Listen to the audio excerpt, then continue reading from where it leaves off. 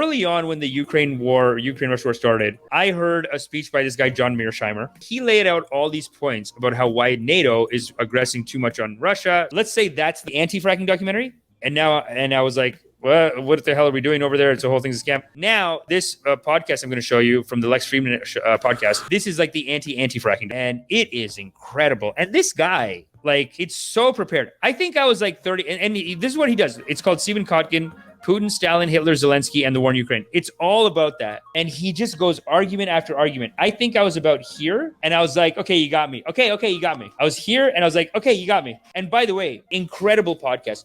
If you listen to 2 of these Lex Friedman podcasts, it's basically reading a Dostoevsky. 2 Lex Friedmans equals 1 Dostoevsky. If you listen to it, it's so beautiful, so articulate. It's incredible. And this guy just lays out, I'm telling you, 30 minutes in, I'm like, okay, that's it. Let's go Ukraine, send the money. I don't care. Let's go fight. Fuck this. I'm on their team. That's it. Like, it's not just like we should help Ukraine. It's like, here's why India and China are wrong too, and why they're giving cover to him and what he's doing is wrong. And here's why the NATO arguments are wrong.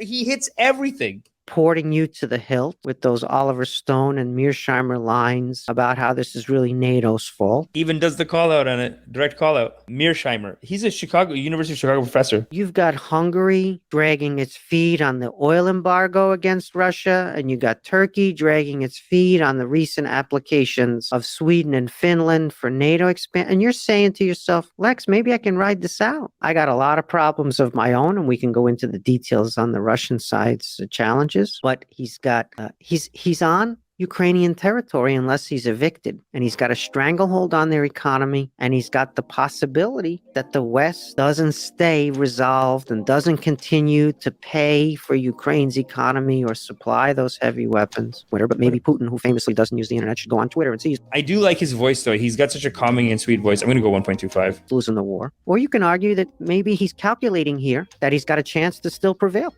Wow, that is darkly insightful. If I could. And then I wanted to show you this one too. There's just, he hits every point. Even the nuclear war. This is where I'm like, come on. The nuclear war argument, that's the one argument that just people are stupid and they're ignoring. But he even has a good on that one. People are also worried about Russian escalation, nuclear weapons or chemical weapons, if they begin to lose on the battlefield to Ukraine.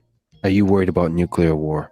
The possibility of nuclear war? I think it's necessary to pay attention to that possibility. That possibility existed the February 2022 full-blown invasion of Ukraine. The doomsday arsenal that Russia possesses is enough to destroy the world many times over, and that's been the case every year since the collapse of the Soviet Union in 1991. And so, of course, we're concerned about that. We do know, however, Lex, that they have a system known as dual key for their strategic nuclear weapon. Basically, look, I'm going to skip past this now. I'm going to go to the ending because, oh my God, it's so the ending is so beautiful. And when I play the ending, you're going to see why it's such a Dostoevsky.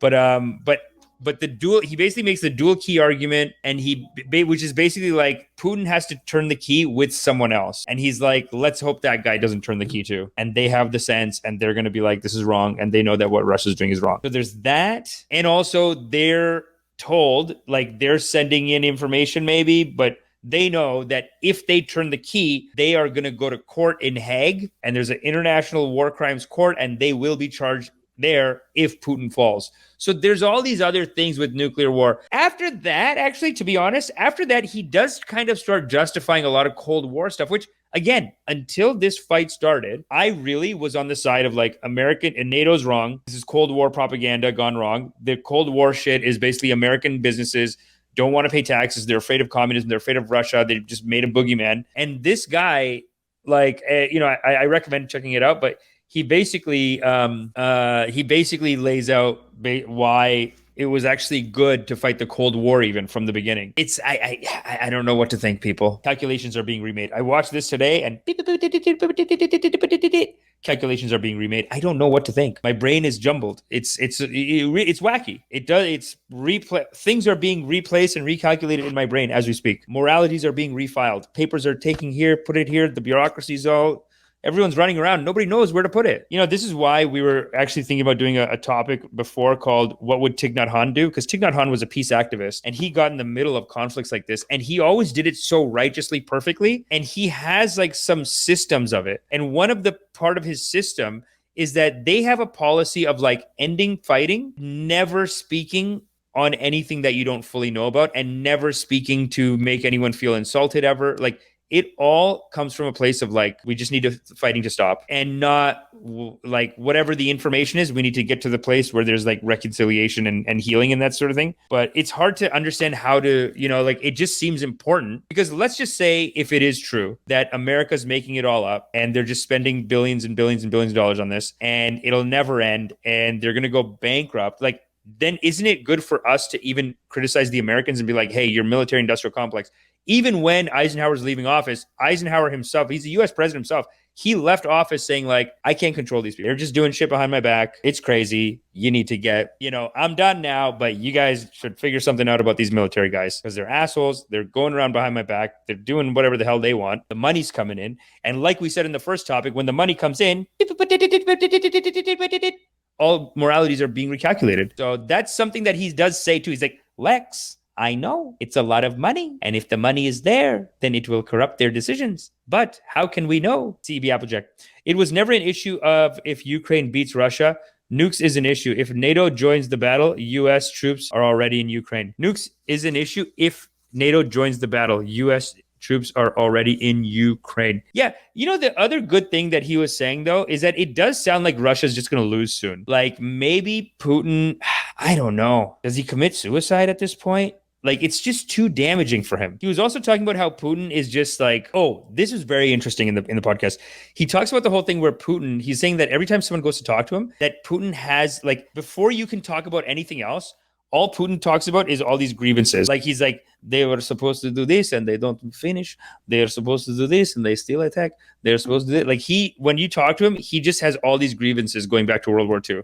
Like, look at how we're being attacked. Look at how we're being treated like second-class citizens. We should be treated like we won World War II with you, and the Americans just put us down and make us like this second-class citizen. That's kind of that's the argument that he says Putin makes. And anyone who tries to go there to talk to him about like peace negotiations or anything else, you can't even get to that conversation, because Putin will only talk about like, we have been attacked so much over and over again. And one last question, the biggest question. You studied some of the darkest aspects of human history, human nature. Let me ask the why question. What are we doing here? What's the meaning of our existence, our life here on Earth? What are we humans trying to get at here? I can't answer that question either, but I can say that having a purposeful life is actually not that hard. How energizing that is, how much that gives me reasons, one of which, and maybe you get to add a bit of love to the world after all. Every day. If you think about that every single day, you're a better person. We're a better society. And maybe you get to add a bit of love to the world after all.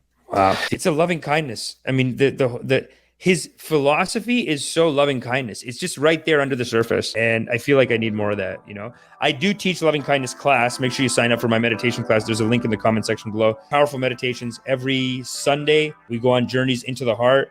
And it's a beautiful meditation. But Stephen, this is a huge honor for me. This is what I thought was so beautiful. The way that he ends off, so nice. Reasons, one of which is I could just tell how much care you put into this conversation, and how much. He's closing his eyes. What a sweet guy, man. It's like, is he holding back tears? He's closing his eyes saying, I just want to thank you. I use the word love a lot, but I just feel the love that just even the respect you give me, which I can't tell you how energizing that is, how much that gives me strength for my own silly little pursuits. Thank you so much for doing that. Thank you for not just talking today, but giving me so much respect just with everything you're doing. I really appreciate that. It makes me feel special.